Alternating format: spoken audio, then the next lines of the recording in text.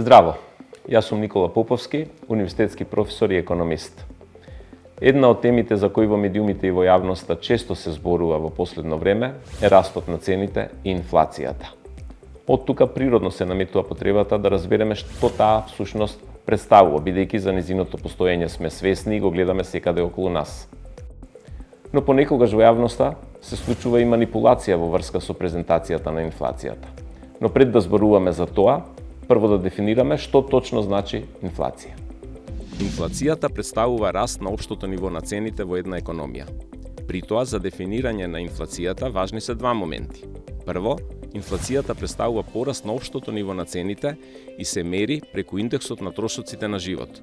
Односно, не може да се зборува за инфлација ако дошло до пораст на цената на еден производ или мала група производи. И второ, инфлацијата представува тренд на постојано зголемување на цените. Објавувањето на податоците за нивото на инфлацијата се многу специфични. За движењето на цените се објавуваат неколку податоци.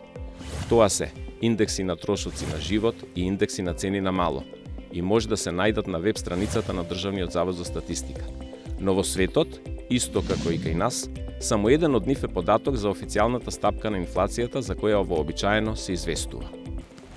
Тоа е растот на индексот на просечните годишни трошоци на живот или просечна годишна инфлација. Понекогаш се зема индексот на растот на трошоците на живот, што е годишна, но не и просечна инфлација. Но како што гледате, не се зема растот на цените на мало. Понекогаш сепак, за да се искриви сликата во јавноста, некои токму порастот на цените на мало го земаат за да ја представат инфлацијата. Инфлацијата, која стручно се мери преку промените во индексот на просечните годишни трошоци за живот, се мери преку повеќе вредности и се изразува преку 4 поважни индикатори, и тоа во зависност со што се споредува. Индексот на трошоците на живот најчесто се споредува со претходниот месец, со истиот месец од минатата година, со почетокот на годината и со просекот од поминатите месеци во годината со истиот период од минатата година. Во конкретниот случај за сите 4 категории имаме различен процент. Например, индексот на трошоци на живот во септември 2023 година е намален во однос на август 2023 година за 0,1%. Но во однос на септември 2022 година индексот е зголемен за 6,6%.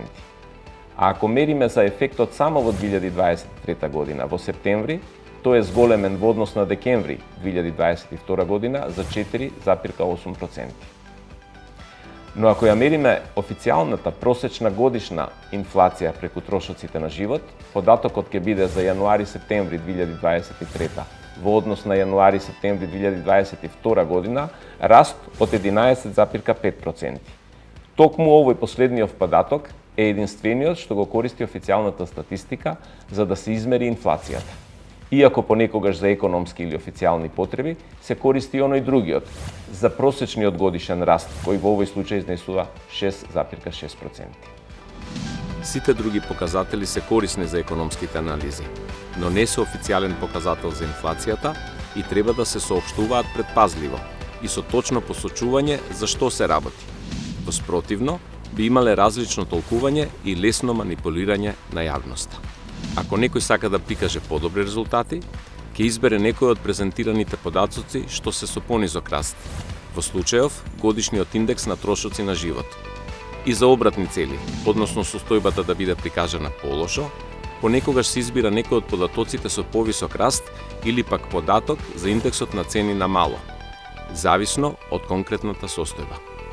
Затоа многу често во јавноста одредени соговорници или медиуми ја избираат вредноста на индексот на раст на цени на мало, кој често може да се повисоки, наместо на растот на трошоците на живот.